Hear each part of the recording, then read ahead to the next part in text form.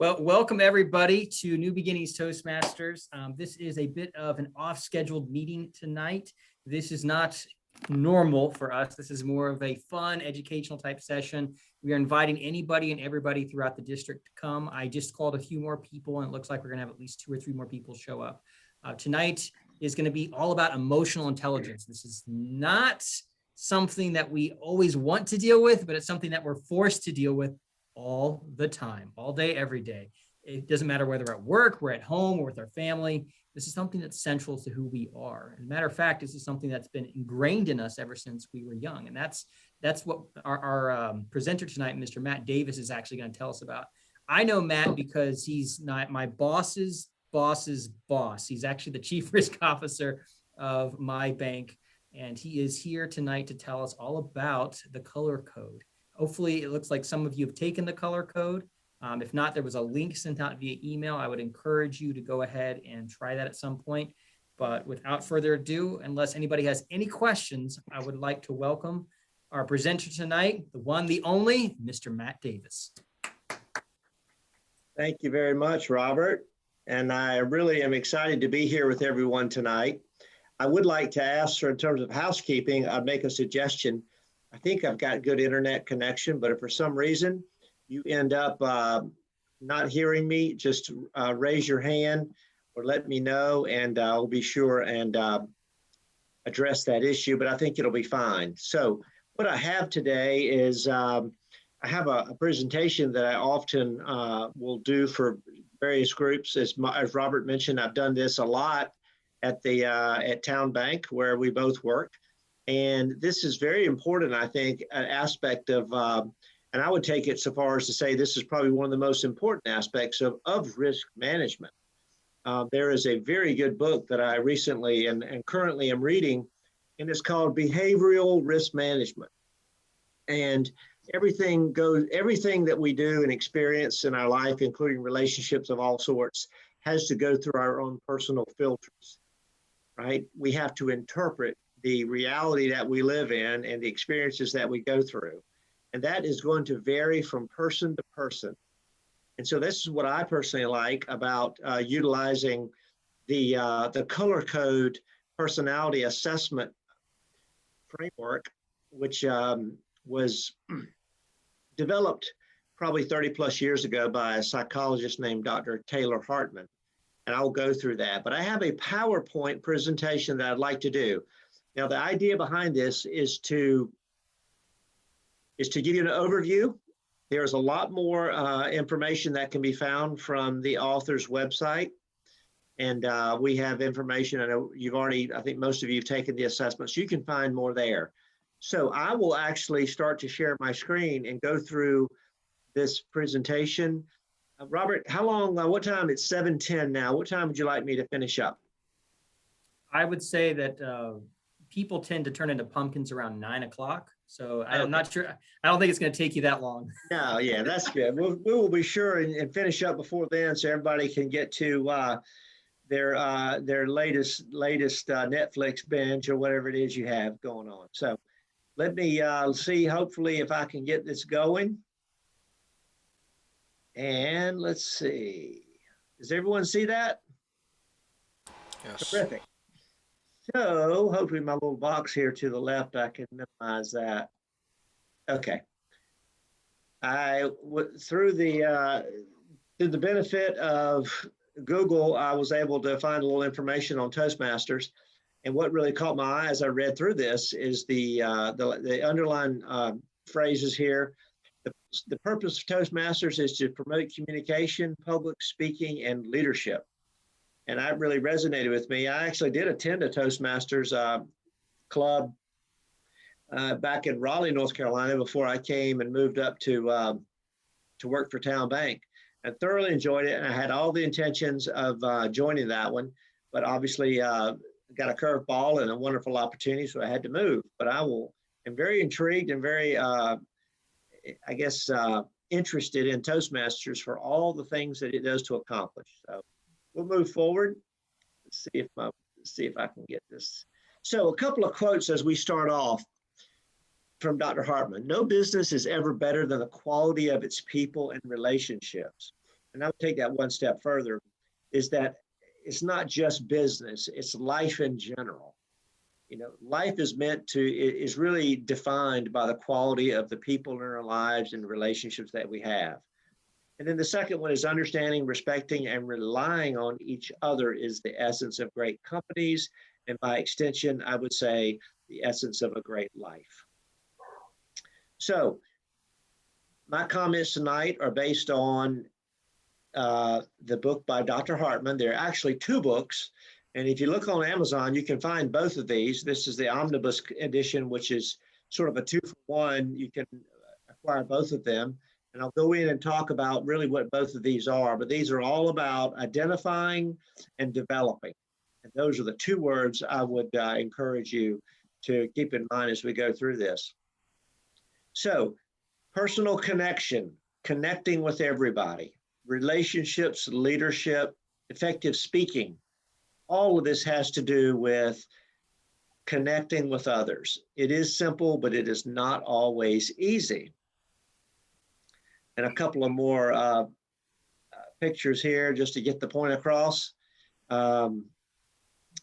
So a couple of reminders I'd like to share with you as we go through, as I share my thoughts with you tonight.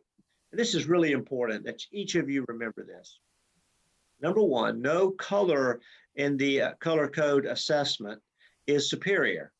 It's the most important principle to never forget. Number two, we never should pigeonhole people into one of 4 colors because life and we are a little more complicated than that. But this is a guideline to get us on the same playing field so that we can develop those relationships. And this information provides the gift of self-awareness, which is the first step in emotional intelligence. And I'll get into that a little bit more later.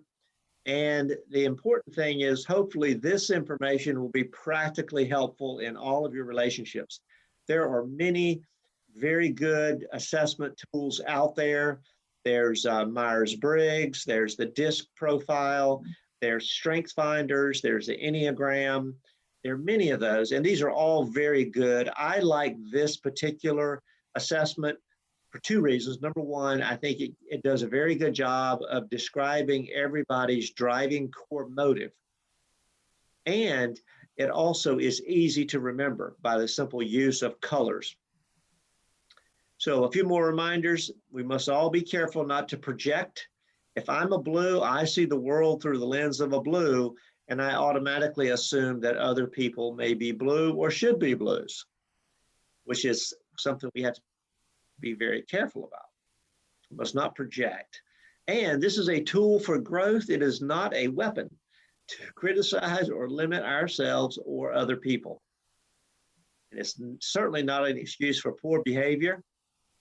And we learn by repetition. And that's why I would encourage you all, since as you get together and meet frequently, is use this as an opportunity and a tool to encourage and to mentor each other in your personal growth and your development of those skills that you have not yet to develop, but you want to. And then the key is to let's have fun and don't take ourselves too seriously. And on that note, there's a great quote I wanted to share. It says, if you can laugh at yourself, you're going to be fine. If you allow others to laugh with you, you will be great. And that is a terrific quote that I think just speaks volumes as to how is the attitude we should come into this. Okay, this is all about, the color code assessment is all about changing the way that we look at ourselves and how we're hardwired and how we've developed and how our relationship with other people. So there are a couple of models, as I mentioned earlier, there are a couple of model of theories of assessments. And as you see, the ones above, while they're very helpful and useful, they seem to be focused more on the lifestyle, the habits, and the behaviors. And the color code goes a little deeper into talking about core motive. So let's talk about icebergs, the Titanic, and motive and behavior. So behavior is what everyone sees when they interact with you. That's the outward appearance. That's what everybody sees on the surface of the water, above the water. But the motive is what drives us all. And that is so much, no pun intended, deeper and harder to see. Just ask the captain of the Titanic. So what we do and why we do it. This defines who we are underneath all our behaviors. Motive. 10% of our experience, 90%. So something to keep in mind is what I often reflect on the story of the Titanic. And you recall, they saw the iceberg, albeit they did see it late and they were not able to completely avoid it. But what damaged the Titanic is what was under the water. That's what caused all the damage. And as a metaphor, that gets back to understanding other people's motive. And it truly changes our communication and our experience with other people. So driving core motive, this is the only acronym that I'll throw out. Robert and I can attest that in banking, we probably have it in all industries, but in the banking industry, we're full of acronyms and we use those all the time. But the only thing you have to remember in my comments is really driving core motive. So let's talk about the reds of the world. Those people who are a red have a driving core motive of power. I'll get into each one of these in a minute in more detail. Power, and I'll explain really what that means. Blues are motivated by intimacy. Whites are motivated by peace. And yellows are motivated by fun. Those are the 4 driving core motives. Now, question for each of you, something to think about. Well, I'll share this with you rather than post a question since we're doing this via Zoom tonight, is within the general population, statistics show, there's been enough of these assessments done, that within the general population, 25% of the people are reds. 35% are blues, 20% are peaceful whites, and then bouncing in on a fun 20% are yellows. So that is sort of the breakout. So if you're walking down the street and you bump into someone, this is the probability you've got. If you're one of those probability people and you really enjoy thinking about this from an analytical standpoint, you got basically a 1 in 3 chance of that person being a blue, and then the others there you see as well. I thought that was just kind of a little fun factoid I thought I would share. Okay, moving on. Let's talk a little bit about primary and secondary color. So primary color, this is why you took the color code assessment, to determine your primary color. This is your personality. Now, we use the term personality to be very specific. This is your driving core motive. This is what you're born with. This is nature. This is nothing you do. You have no influence on this. This is how you come into the world. It's called driving core motive. That's why when you take the assessment, we ask that you think as far back as you can in your earliest childhood, answer it as if you were, a child. Secondary color is your personal history. This is your nurture. Nature is primary, nurture secondary. And this is your experience. Okay, this is your birth order. This is your gender, your age, your family influences, everything that creates nuances in your life. That's why no 2 people are the same, or no 2 color combinations are the same, because as mentioned earlier, we all are more complex than just having 4 different boxes to put someone in. But there also are a lot of similarities with the driving core motives. Okay, this is how it plays out in society. Okay, I'm going to use myself as sort of an example, because I am a blue. I'm what's called a blue purist. I did not have a secondary. My secondary color was also blue. So I am a blue, or what they refer to as a purist. So I'll pick on myself tonight. So this is how it plays out. If you interact with Matt, myself, and you see most of the strengths of a blue, then I am what you would call a healthy blue. If you interact with me and you see more of the negatives of a blue, and all colors have the same strengths, the same limitations. But if you see more of my negatives, I am what would be referred to as an unhealthy blue. Now, if you interact with me and you say, man, he really has the strengths of all the colors out of, then I really am what you would be called a charactered blue. So I have the strengths of all colors. Now, this is something that requires every person to consistently be out of their comfort zone. This is where people want to be, want to experience personal growth. This is the metaphor, the analogy of going from a caterpillar to a butterfly. It's a transformative process of growth. Personal growth takes a lot of effort. It's also very rewarding.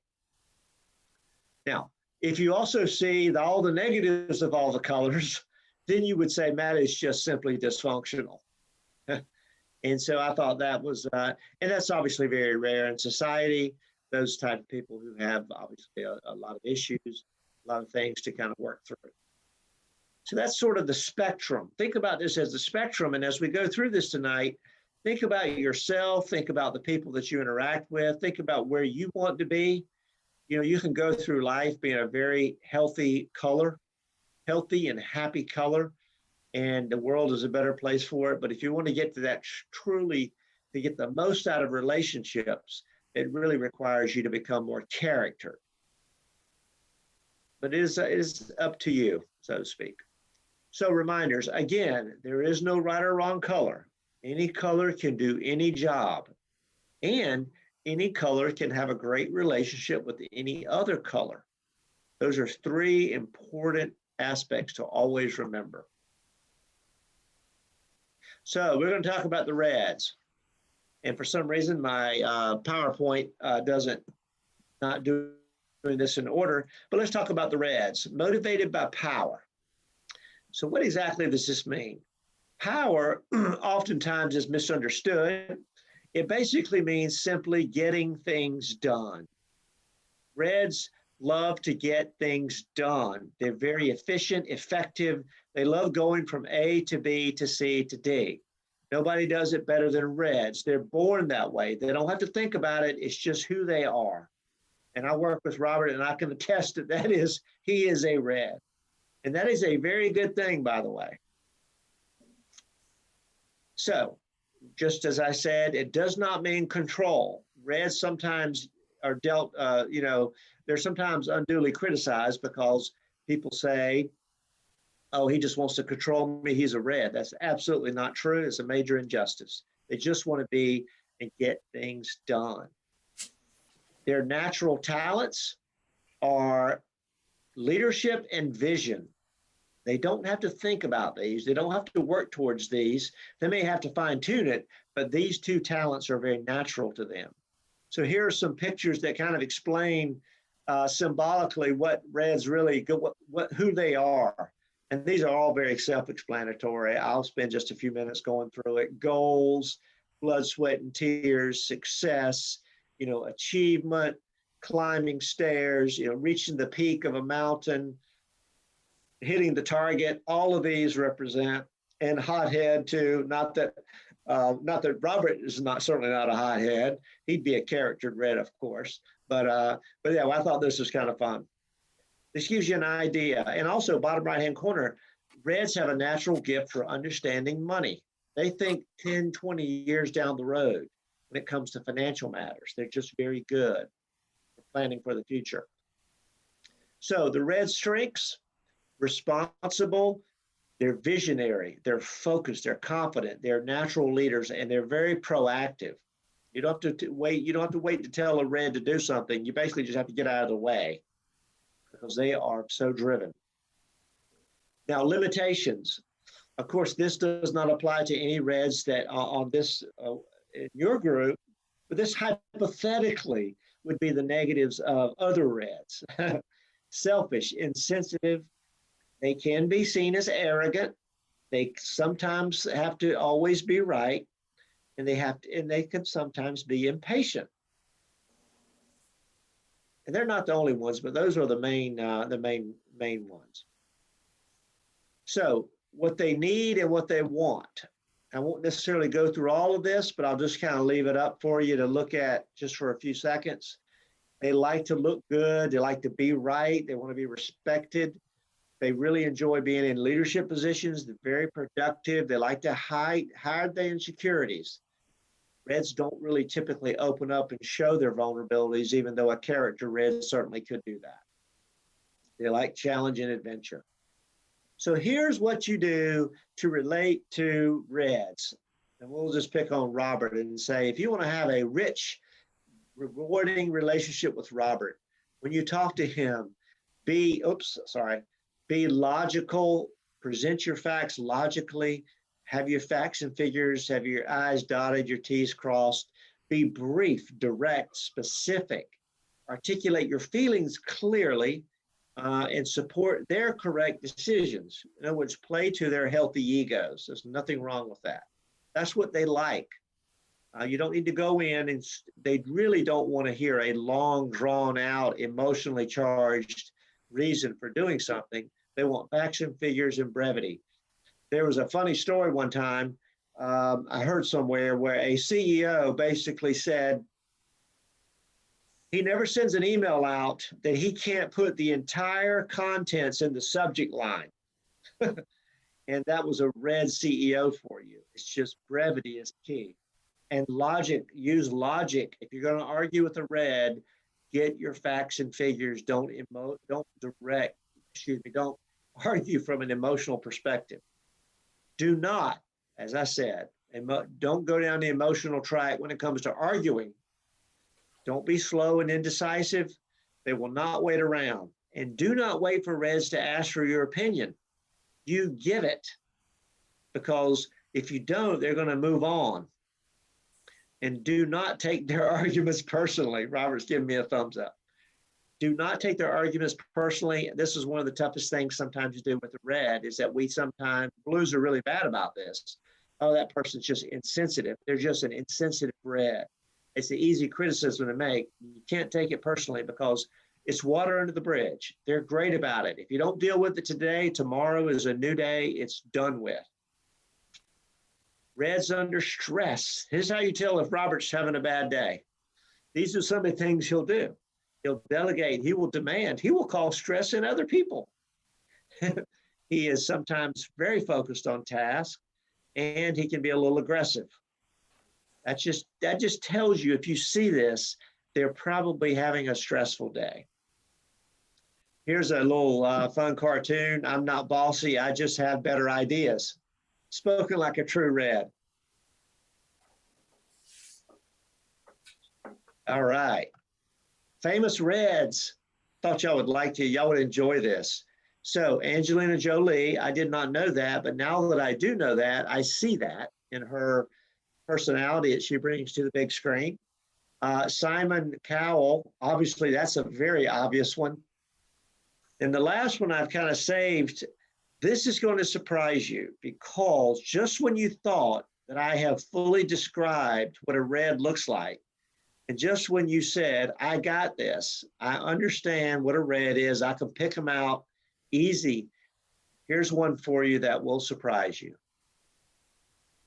Mother Teresa was a red, but she was a charactered individual, as no surprise to any of us. But she was a red. I thought that was a big surprise to me. So another little laugh break here. Bumper stickers, lead, follow, or get out of the way. I'll try being nicer if you try being smarter. I thought that was good.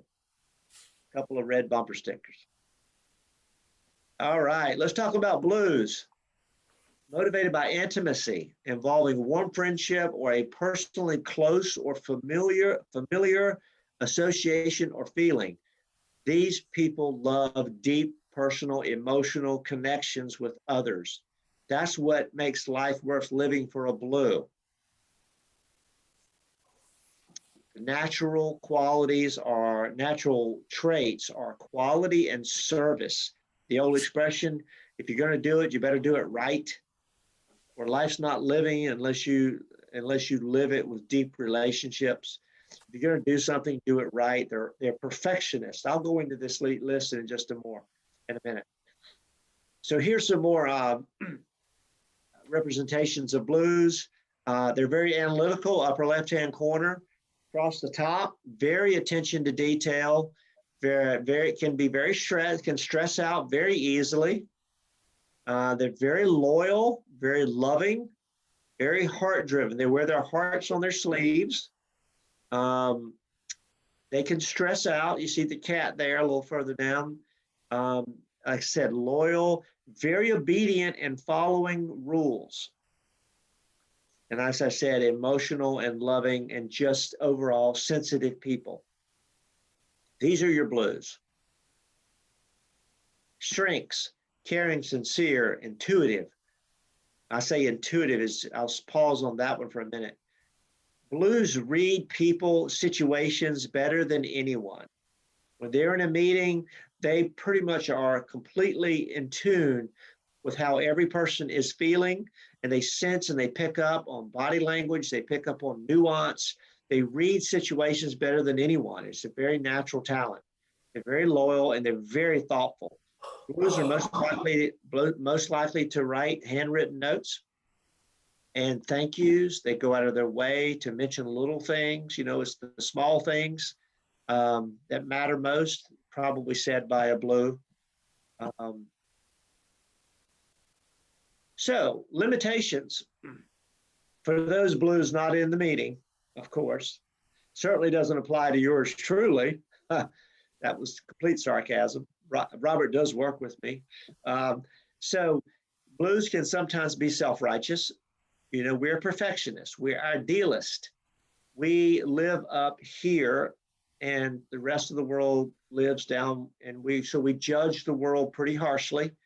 We have very high ideals, and if you don't live up to them, we can be very self-judgmental. Oversensitive, perfectionist, worry-prone, and have unrealistic expectations, as I mentioned earlier. So, what do we need and want? We need to be a good person. We need to be understood, appreciated, and accepted. We will reveal our insecurities very quickly, and it makes us feel connecting deeply when we actually reveal our insecurities. Very quality-oriented, perfectionistic, autonomous. We like to work alone, and we crave security. We don't have enough, security. We always need a little bit more. So the keys to relating to blues: give them time to collect their thoughts, show appreciation, and seek to understand them, and be loyal. If you're loyal with a blue, you have a friend for life. They will be loyal to you. Dependable, trustworthy. Here's what you don't do to a blue.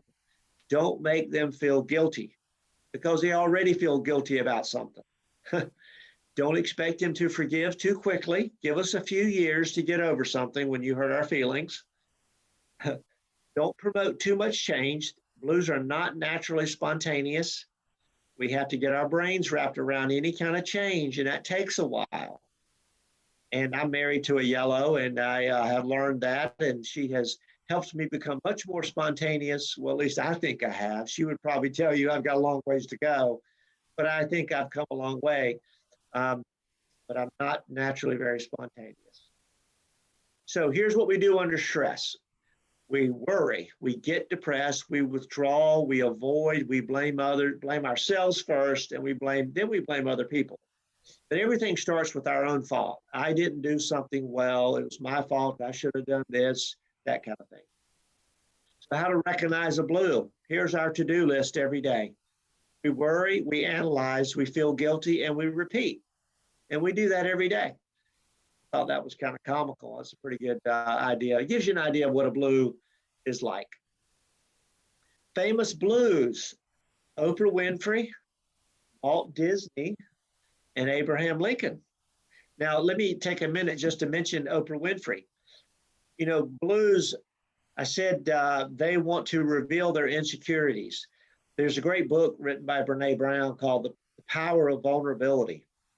And blues are naturally very vulnerable, and they love to put their heart on their sleeve and show the world and open up to the entire world. If you think about what made Oprah Winfrey such a wonderful success, a great business person, but more importantly, why she was so beloved, is that every show, she basically poured her heart and soul out, as did all of her guests. And that's what made everyone love Oprah Winfrey, while she was so much more successful in her business. And I thought that was just a perfect example of what blues do well. Blue bumper stickers. Those of you who think you know everything are really offensive to those of us who actually do. That's probably a blue talking to a red. No offense, Robert. And then here's another one. Leave me alone. I'm having a crisis. Blues, the old expression, he or she is feeling blue today. Well, that's what that's what that means. Blues can have a tendency to be a little overly emotional. So let's talk about whites. Whites are motivated by peace, which really is another way of saying freedom. The best way I can describe this is whites basically live with the mantra, you do you, I do me. And as long as we respect each other, we'll all get along just fine. And their natural talents are clarity and tolerance. Blues see the world and see people and see facts so much better than everyone else because they're able to see things without all the excessive drama and noise. They see deep, and they're very profound thinkers, and it's amazing. They're very tolerant of others. They let other people be themselves. I think that's why we naturally gravitate towards whites, is because they're just so pleasurable to be around. This is actually one color that can be a little bit of a chameleon when it comes to taking assessments. Sometimes they can be very close in the scores on the assessment test. That's just an interesting little fact about whites. So here's some pictures representing whites. You can see peace, tranquility, relaxation, kindness. Probably one word describes whites is kindness. They just believe in being genuinely kind to other people.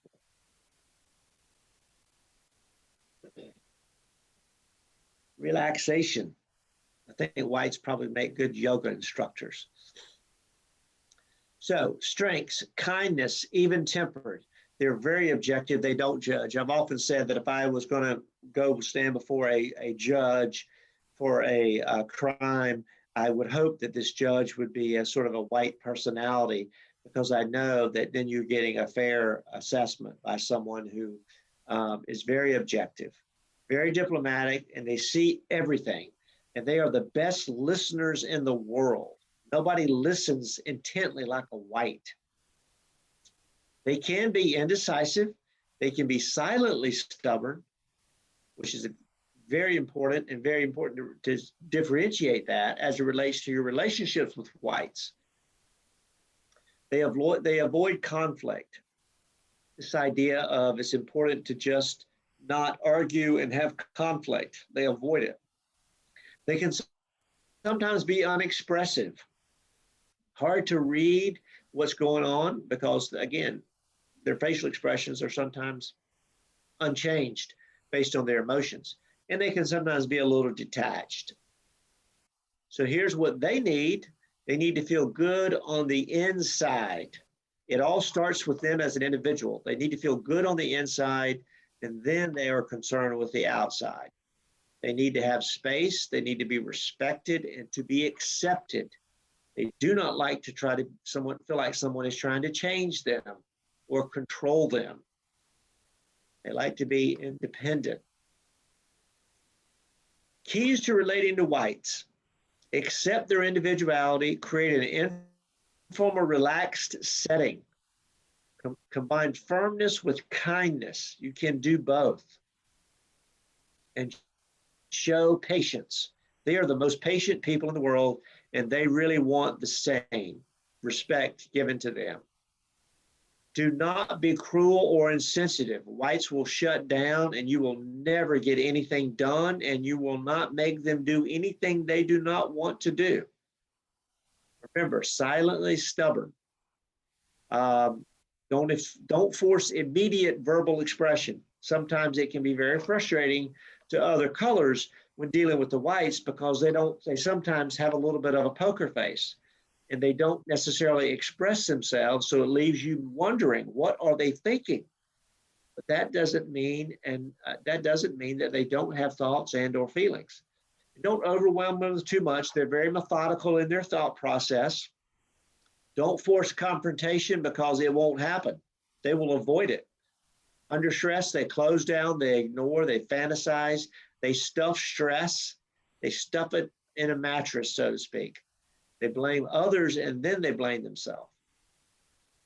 So here's a couple of funny cartoons. I can see your lips moving, but all I hear is blah, blah, blah. Anybody say, I love The Office. So here's a good example of a white. And expressions of a white and all the different emotions.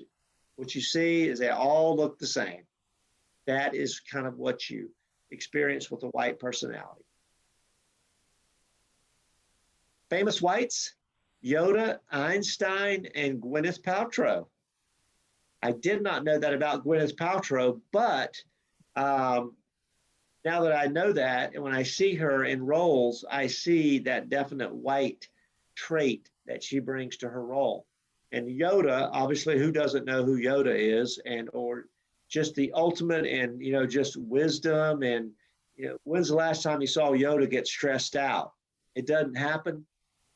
And then Einstein, obviously, for his deep thinking and clarity. And I think that's, in my opinion, that's one of the reasons why Einstein was able to reach intellectual levels sort of unattained by others, is because of his ability to avoid all the noise and distractions of the world and to just focus and see things for what they really are.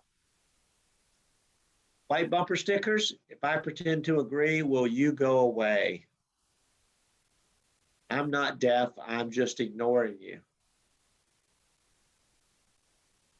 Okay, I'll skip that one. So yellows, we'll save, certainly, I say the best for last. We'll save the fun for last. So yellows, bouncing in on a fun yellow. Yellows are motivated by fun, F-U-N. And what does that mean? That means enjoyment in the moment, enjoying today, right now, the hearing now. Don't dwell on the past. Don't stress about the future. Life is worth living. Every time I hear the term yellow personality, I think of Kramer from Seinfeld.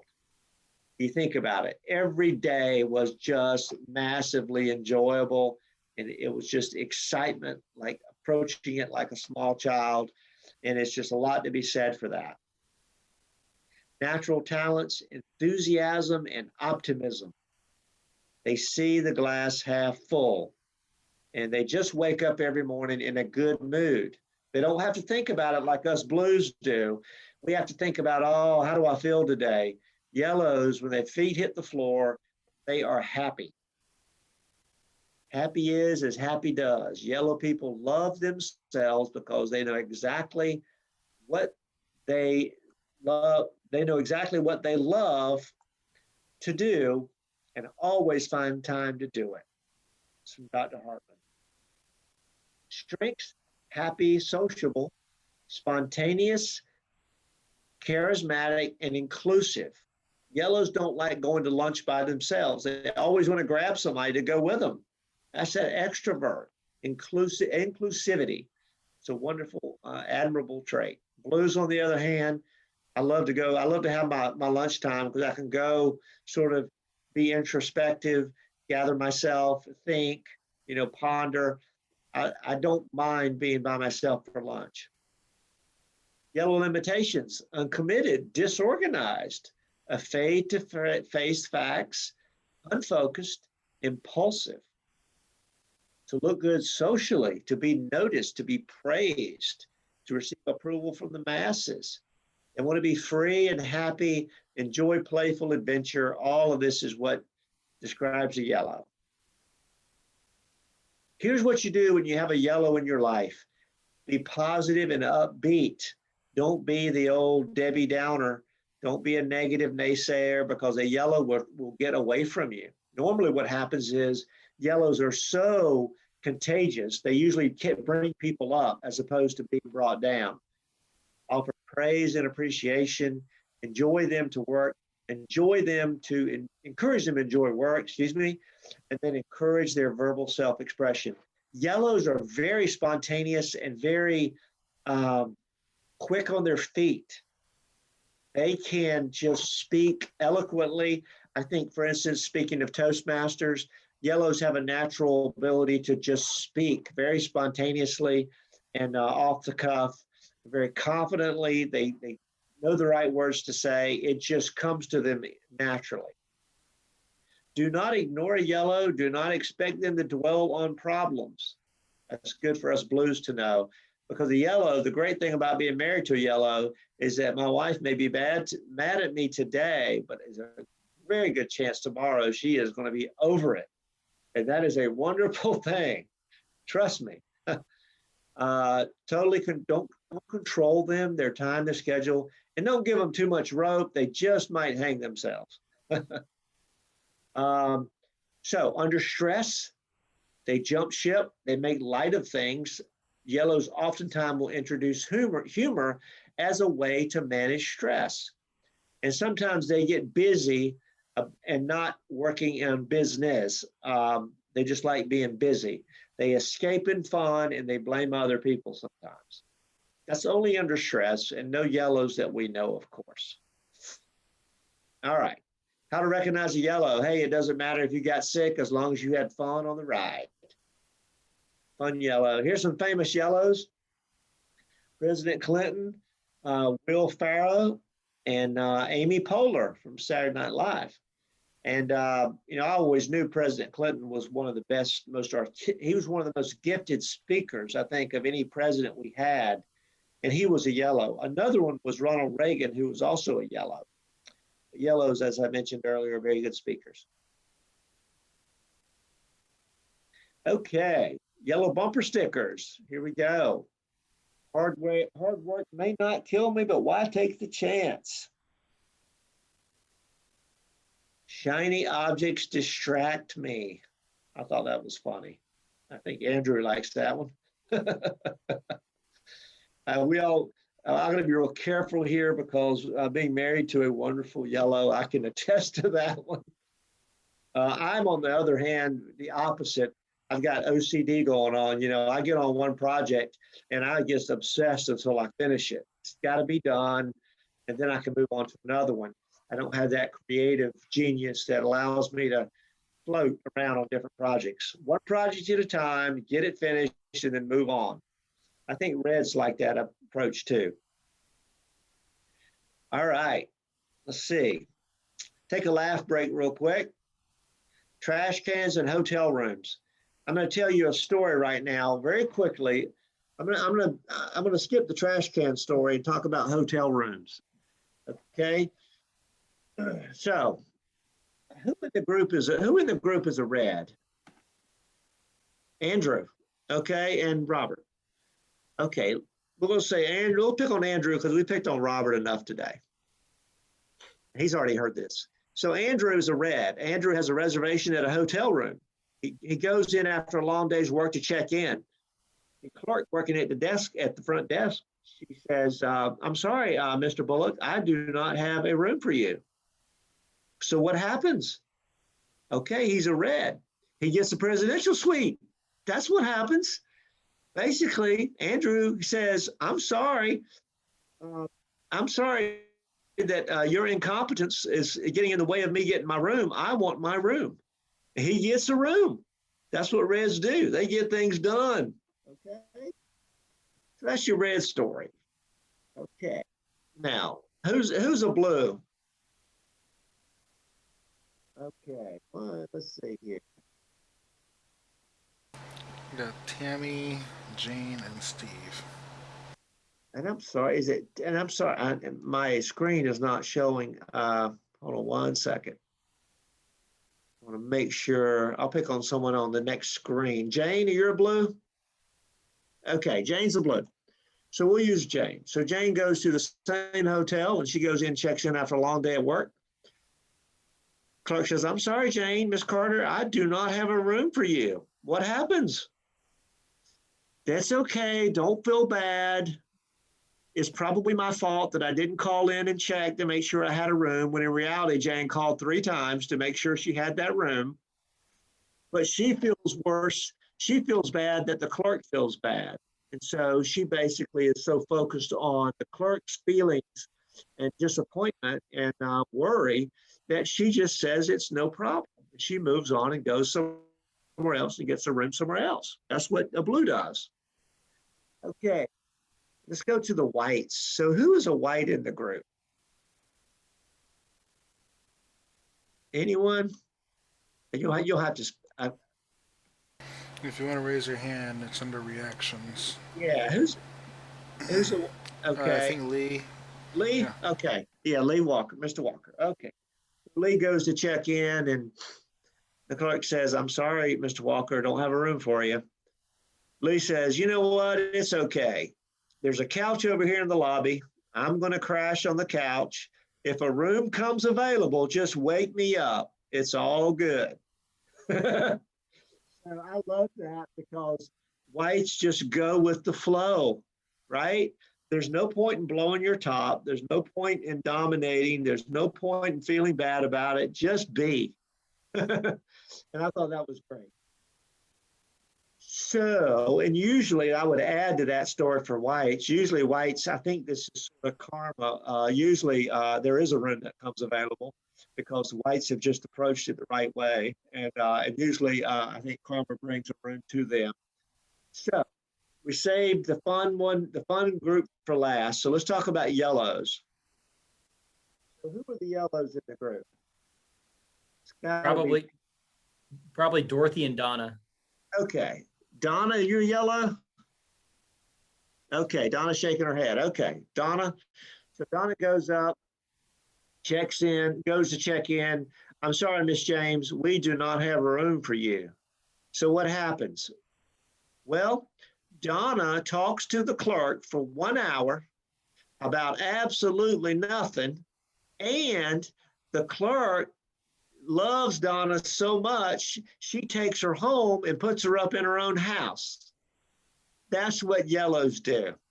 So Donna, she's shaking her head. She may not be a yellow. But that's what yellows do. I thought that was a hilarious story. Just to give you an idea of sort of what yellows just have fun in the moment. They have fun with the clerk, and the clerks have so much fun with them, they take them home, put them up.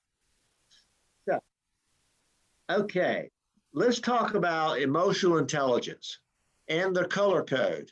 So this is how these two tie together. I thought this is, to me, the brilliance of the color code. We all know that from Dan Goleman's groundbreaking research that emotional intelligence is the biggest predictor of success in life. All right? There are 5 pillars to emotional intelligence. The first one is self-awareness, self-motivation, empathy, self-control, and social skills. Now, important to remember as we go through this. So an emotionally intelligent person has all of these attributes. So self-awareness, no color owns this. This is just a skill you have to develop. The ability to look at your own self and to try to overcome your blind spots. See you for who you are, warts and all, positives and negatives, but no color owns this trait. However, let's look at the rest of them. Self-motivation. Which color do you think naturally is self-motivated? Reds, okay? Reds are naturally self-motivated. They're born with it. It's their driving core motive. Empathy. Which color are naturally empathetic? Blues. Blues are born with empathy. They put themselves in the shoes of others without having to think about it. It's not an effort for them. It's their driving core motive. It's part of their driving core motive. Self-control. I'm looking at Lee when I say this. As a white, self-control, this is whites. It is just part of what they are. Think of Yoda, the ultimate in self-control. This is what they do naturally. Social skills. Yellows are naturally social people, and they don't have to practice this.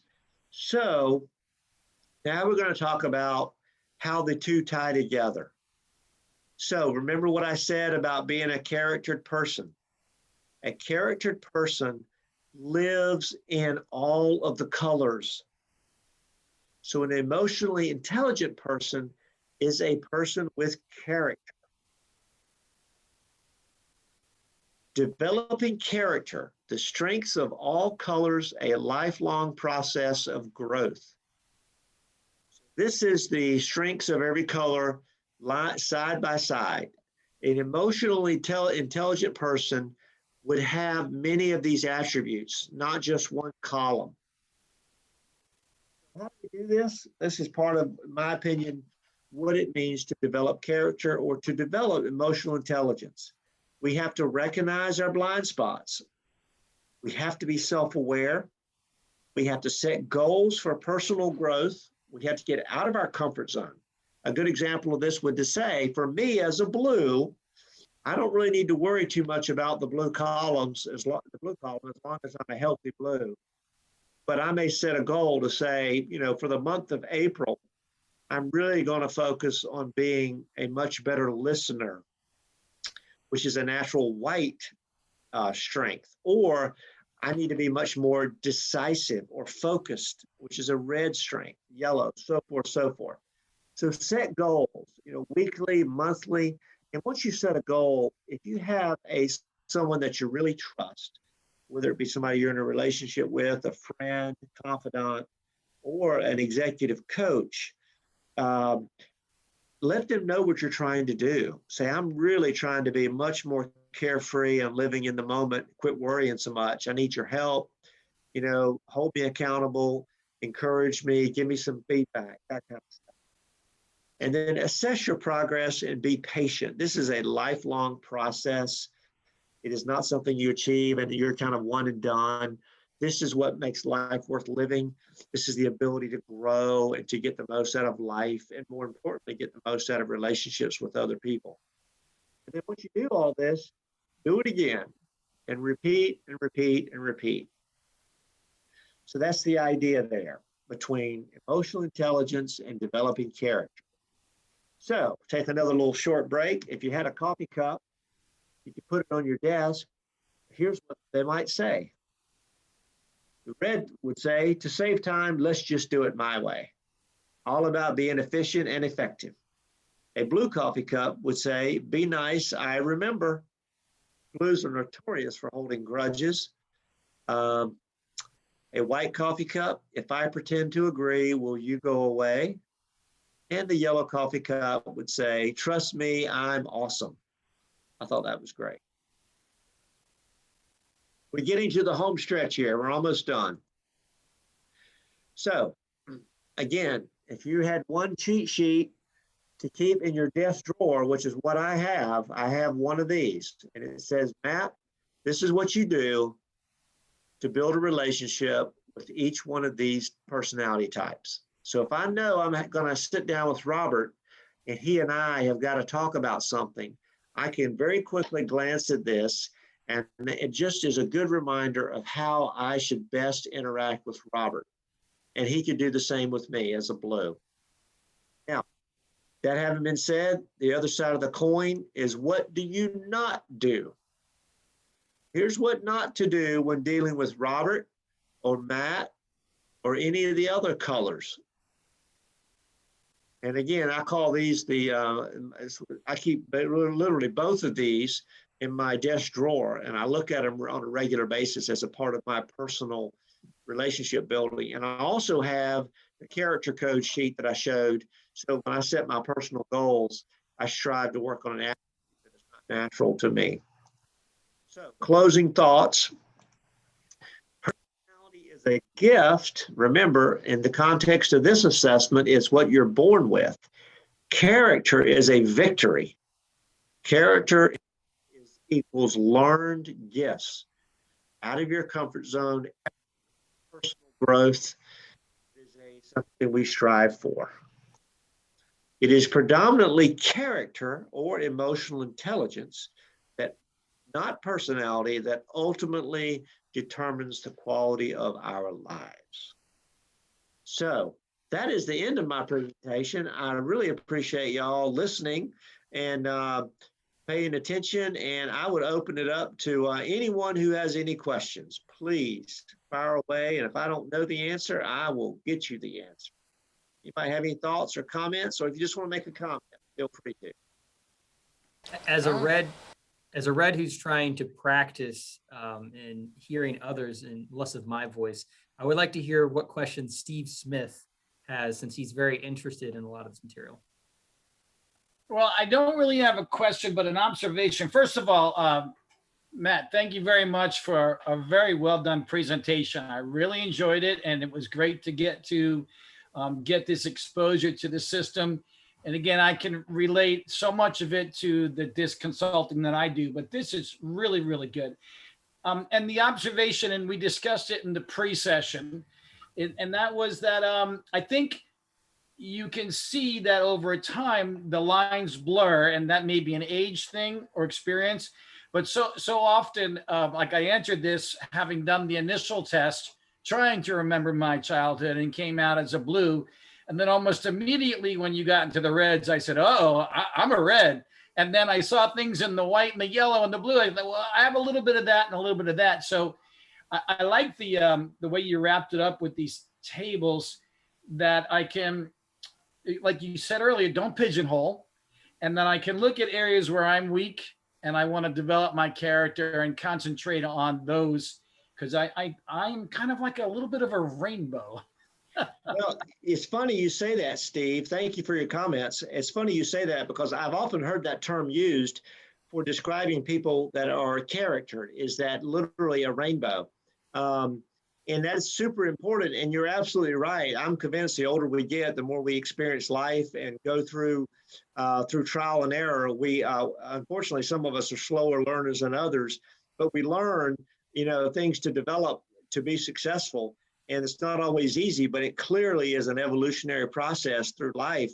I'll tell y'all a funny story that Dr. Hartman shares about this idea of not necessarily just being or knowing what your primary color is. So this is the author who developed this whole technology, or this whole framework rather. He used to lecture, and he would actually tell the world that he was a red. And one night, his blue wife said to him, "Dear, you are not a red." And he was like, "Are you kidding me? I'm the author. I mean, who are you to tell me what I am?" She said, "Let me ask you one question." He grew up, I guess, in his professional career, he lived in California, right on the beach, literally across the street from the beach. He was a psychologist. His office was at his home, and he would have appointments come as a psychologist, counseling sessions. She said, "Let me ask you one question." She said, "What do you do when you have an appointment cancel?" He said, "I go to the beach." She said, "Reds don't go to the beach. Reds fill that time in with something else productive. He is a yellow." And he said it was a major aha moment for him, because he said that the reason he thought he was a red is because he had a wonderful, loving mother who was very red, extremely red in a positive way. But so much of that influenced him in his life that he had a strong secondary red that he mistook for his primary color. So honestly, I think a charactered person not only probably themselves has to struggle with what their primary color is, but other people too. It's not real obvious. And I think that's an interesting observation, Steve. So thank you for sharing that. Thank you. Anyone else have any thoughts on this? I had a question. Yes, Could you make that little cheat sheet available to us? absolutely. Thank you so much, Andrew, for asking, because that is exactly what I usually do. I've got what's called it's 3 slides that are the most important slides, I think. I will send that to Robert and let him sort of disseminate that out to everyone. Be glad to do it. I And appreciate that. and I would tell you, if you are really interested in pursuing this, as I mentioned earlier, the color code is sort of the fun part. We sit around, we laugh, it's really intriguing and fascinating and enjoyable. But I had someone once tell me that that's sort of step one. But really, I think the more important, you have to, as Socrates said, we have to know ourselves first, right?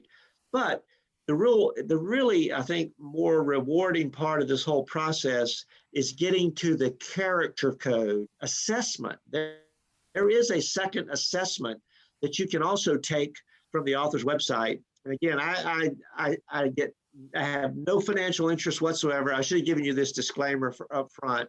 None whatsoever. I just do this because I'm passionate about it, because it's really helped me personally. But you can go on and take what's called the character code assessment, so that you can see where you are today, back to Steve's point, see where you are today and how you've developed and what you may want to further develop. So it's just kind of a fun thing to do. Yeah, be glad to do that. I will send that out, Andrew. So Matt, I had a question about how this all affects, because you obviously worked high enough, Paragon Bank and other banks in other environments where you've actually had large groups of people. There was an event that happened an issue that happened in our club about a couple months ago. And what happened was the issue was centralized to the officers. All the officers were aware of what happened, but how they each responded differently to what happened is what I found very interesting. So I'm sitting there as the president saying, like, well, they're all taking care of this issue. But, like Zach, for example, or Tammy were like, well, we'll ignore the issue, or just like let that person calm down and it'll go away. And then, David and Elizabeth were like, no, we should email this person. And they did. And they're like, so let's talk about this. And like, I understand that you're upset and like, this is what we can talk about, but let's address what the underlying issue here. How do you find that the character code you've seen that work in your own organization with your own officers underneath of you?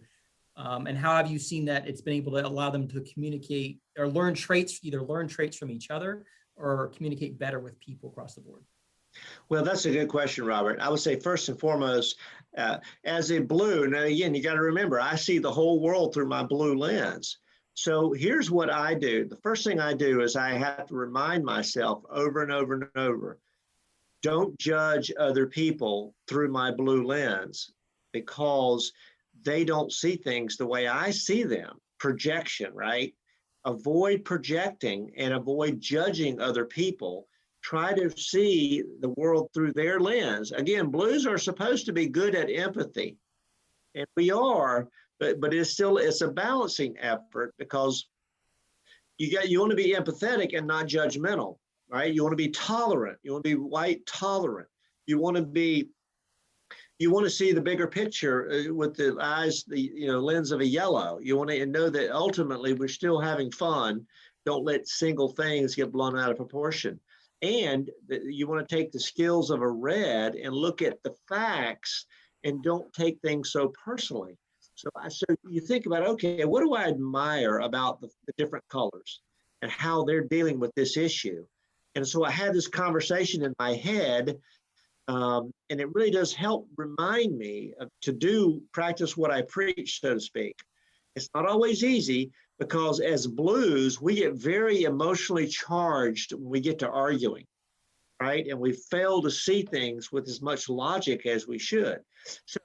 So the other thing too that's really important is to familiarize yourself with this, because you got to know what color someone is before you can interact with them. So there's some things, sort of what I call part 2 of my presentation, and I did this for our sales team. When you're selling or whether you're just interacting, you got to know how what's called quick code. You got to know how to pick out somebody's color pretty quickly so that you can interact with them. And the more you do it, the easier it becomes. Because if I'm dealing with Tammy, I need to know her color, and so I can speak her language, so to speak. But you have to be very intentional, Robert, to think about it. You got to kind of know, first of all, you got to have a knowledge about, these differences. You got to really avoid any, judging situations unfairly. You got to be fair, and you really got to just and you got to practice it. That's probably the most important thing. That's easier said than done. When you're in the moment, and I say repetition, so I'll give you a funny story. Repetition is how you learn all this. So I would encourage you as a group in your personal lives to occasionally talk about this, because if you do it, and especially if you teach other people, you will learn a lot more about it. When I was in high school, I studied martial arts. For 3 years, I studied karate. And the first 30 minutes of every class, all we did was punch, kick, punch, kick, over and over and over. It was so boring. But the reason why you do that is it has to become natural, instinctive, because the minute you have to think about it, it's almost too late. So this is why we, preach and teach repetition, practice. This is why Tiger Woods swings golf clubs. He still does it. This is why the best basketball players still shoot balls. You have to really practice it so that it becomes natural to you. You can't just, the old saying, the only thing a self-defense seminar gets you is killed. Because as soon as you think you can take a knife away from somebody over a weekend seminar, you're pretty much going to die. Because, it's just not natural, instinctive. Sorry to ramble on about that, Robert. But the key is, this is all fun and interesting, but if you can't apply it in your personal interactions, then that's where we fall short. So. I have a quick question. Yes. So I'm pretty much older than most of the people here. So what if I had taken this assessment 20 years ago? Would I be a different color? Because the reason why I say that is that I was looking at some of those, scenarios or whatever, and I know that I'm more relaxed. I'm retired. I'm chill. I'm into the moment. I don't care about all this other stuff that goes on all the time. I can walk away. So if I took this 20 years ago, would I have a different color? Yeah, that is a great question, Dorothy. It's one of the most common questions I get. And here's how I would answer it. I would say, if we had perfect memories of our early childhood, the answer would be no. But because, to your point, everything's get blurry, the older we get. So your driving core motive color comes to you with birth, but who you are as a person truly does change with your life experience. So, and if anybody's wondering whether or not, so here's a way to figure out if you're on the fence and you say, I took it, it said I'm a blue, but I think I'm a red. Here's how you tell. Here's a good way to tell what your true color is. Okay. Look at the weaknesses of each color. And if it's your weakness, not your strength, but look at the weakness, it will make you cringe when you see those words on that list. Then you'll know what your color truly is. Now, again, that is your primary color. Right. To your point, Dorothy, the real bigger question is, who are we today? Right. And it's really knowing your primary and secondary. Okay. And you know what? Your secondary can be much more prominent in your life the later in life and the more you are in your different phases. So yeah, it is. It's a little more complicated, but your driving core motive should not change, because that is literally what you're born with. But your character color will certainly develop over time. Okay. Yeah. Yeah, because I don't know if I remembered half of that stuff. But yeah. I didn't remember the other day. I couldn't even remember my password, so I don't know. Yeah, exactly. And I actually, the first time I took it, I actually asked my mother. I said, tell me what I was like as a child. And she happens to be a blue who has a very good memory and a lot of attention to detail. She told me more than I wanted to know, but she helped me with that. Anyone else have any thoughts on this? I did have one final question. Yeah.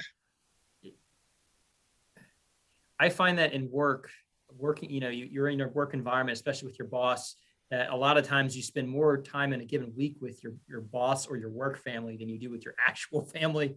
That seems to be the case. And I've known that in a lot of hiring environments, the ultimate question comes down to, do I want to spend a bunch of time with this person? Can I have fun with this person? Do you find that there are easy ways to have more fun in a work environment when you have contrasting colors with your coworkers or with your boss? Or do you feel like that it's really just a matter of everybody together becoming a blend of colors, becoming more, going towards the rainbow? So do you feel like that's the only real way to make it fun in a work environment? Or do you think there are easy ways that you can identify to kind of like work with different people? Yeah, I think that's a wonderful question, Robert. And the reason I say that is, one of the things that I've always been very, very passionate about is thinking about this from a standpoint of, which I think is the crux of your question. And I think clearly there's more value in diversity. Now, I say that has to be built on the foundation of trust. In other words, if you have trust and respect, and you have a diverse, group of people, and I mean cultural, I mean personality, I mean just all types of diversity, I think clearly that can be a richer environment. But the caveat with that is, it's got to be done within the bounds of a high trust environment, because otherwise, to your point, it's like the negatives outweigh the positives, right? All I see, if Robert and I didn't have this extreme trust for each other, then I have a tendency to see his negatives more than his positives, right? And then all of a sudden, then it's not a very enjoyable place, because I'm sitting here thinking, as a blue, I'm ready to judge the whole world anyway. I'm sitting here thinking, man, Robert he's just killing me. And then all these other colors, it's just too much work. Life shouldn't be this difficult, but that's all sort of born out of a unhealthy, in my opinion, environment of trust. But the opposite can be true too. And then also too, I think we got to not take ourselves too seriously and be willing to be a little bit vulnerable and laugh about some of this stuff. We could disagree, we could have some fun, keep a good perspective. So if I had it my way, I would say absolutely, the more diverse, the richer the experience overall. So, but doesn't mean that's easy. It takes a lot of effort. It's like anything worth having takes effort. The most, they say the highest fruit on the tree is usually the best, the sweetest. And I've always liked that. I use that sort of in my interactions with people. There are days when I want things to be easy, but also those aren't as rewarding. So, anybody else, any other thoughts, ideas? I'll be happy to. I know we haven't heard from Donna or Zach or France or Sandeep, Elizabeth, David. I don't think we've heard from those 6 people. If any of you want to have any questions or comments. Elizabeth Clare's loving the presentation. Okay, Yes. thank you so much for this talk. It was really great. And in doing that test, I noticed that there were an awful lot of questions that I was none of the above. I mean, maybe a third of the questions, none of the above. Yeah. So I had to pick something. So I don't have a lot of faith in whatever my color is. I think if I did it again and I would pick, blindly something else in that none of the above, that I'd be a different color. Yeah, that's a good question. Did you take the abbreviated test? I did. Yeah. So there's a more comprehensive test, and I think it's like $10 or $20 to take it. I think that may give you a little more insights. And if you by chance know anyone that you that knew you when you were much younger, maybe you could ask them, sort of their opinion, somebody like your parents, if they're, if they're with us. Or I'm if not, 81, so like, no. okay. So, yeah, but you're right. So listen, you're not the only one who's kind of struggled with some of this. I do think the longer test could give you a little more insights. But again, go back and look at the limitations of your color and see if those, sometimes we just have a tendency to remember our limitations a little more than our strengths. So maybe that can help you sort of fine tune and get more comfortable with what you think you might be. But that's one thought. It's not always easy though. I agree. I mean, life does change us all, right? Just Like Yes. Dorothy said, now that she's retired, she's a different person. I just retired and I was like, oh my God, now I'm a yellow. Oh, party, where's the friend? Where's the fun?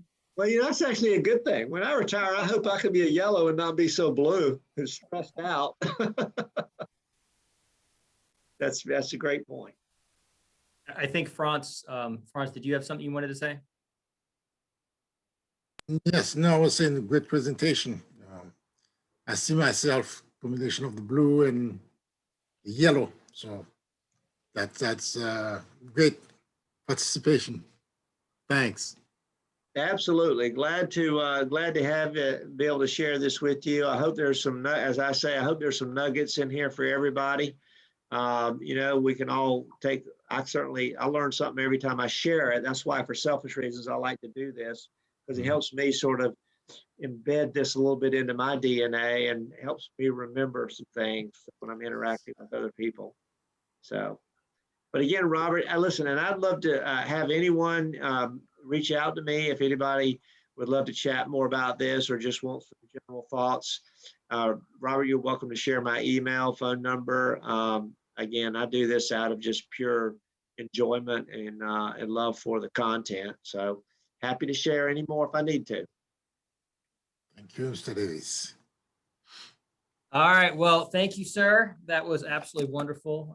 It was not as good as it was last time. It was even better. So this is now the second time I've seen it, and it was even better than last time. And last time it wasn't that bad either. So Well, thank you, this is Robert. a wonderful presentation, and I look forward to those 3 slides. Actually, I would like everybody to please, if they can, give Matt a standing ovation.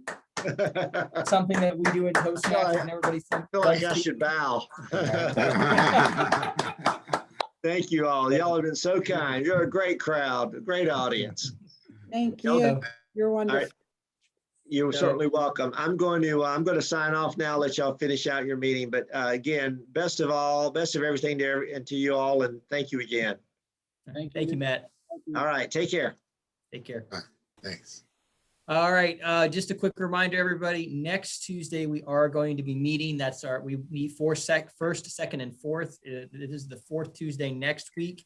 As a matter of fact, what's going on next week, we have about 4 speakers. In addition to having 4 speakers, we also have 4 backup speakers. So I will be amazed if we don't have at least 4 speakers, because we have 4 who are willing to speak and 4 that are backup speakers. So I would love to see anybody and everybody who can come out. A guest member, doesn't matter. In addition to that, I want to let everybody know I am officially stepping down by next Tuesday as the president. And then we're going to have an actual the election. There we go. We're going to have an actual election. Andrew will be running the election, basically. And I think we only have one person who's interested right now being president, but I think if anybody else has any interest, please let me know. But we're going to go ahead and continue with that going forward. I will be resigning, and we'll have at least one person running for president. Hopefully we might have another person. I know Tammy has some interest in possibly doing some stuff with membership or public relations. We haven't fully fleshed that out yet, but some of the roles are going to be changing. I will no longer be president. Andrew is going to happily step down as VPE. So we're definitely going to have some changes moving forward. Does anybody have And any? I will be in town for all this, by the way. Okay. So does anybody have any questions about next week's meeting or the club going forward? I just want to say good night to everybody. Nice job. Good job. Okay. Thank you. Thank you, Dorothy. I am a yellow. Yeah. Now that you say it, I'm like not surprised at all, because like every single time you're in a meeting. That's you right there. You're always the fun dancing one. So yeah, as soon as you told me, I was like, yeah, that makes a lot of sense. Good night, everyone. Good night. Night, Dorothy. I'll say goodnight too, and thanks for having me. I appreciated hanging out with you guys tonight. Definitely, Steve. It was good meeting with you, and we look forward to competing with you. It's not just Tammy, because Tammy's Area 52, but Elizabeth is Area 51. So you got two competitors in our club tonight. Well, I may be blue, but on that day I will be red. So watch out. Well, hey, isn't blue the first place and red the second place in most contests? If you look at the color of the ribbons. Oh.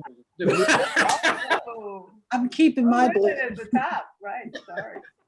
Good night, folks. Thanks for having me. Night, Bye. Steve. So, does anybody have any questions about the club or next week or anything involving the club going forward? If not, I will go ahead and adjourn this meeting. Andrew, if possible, do we have any walk-off music?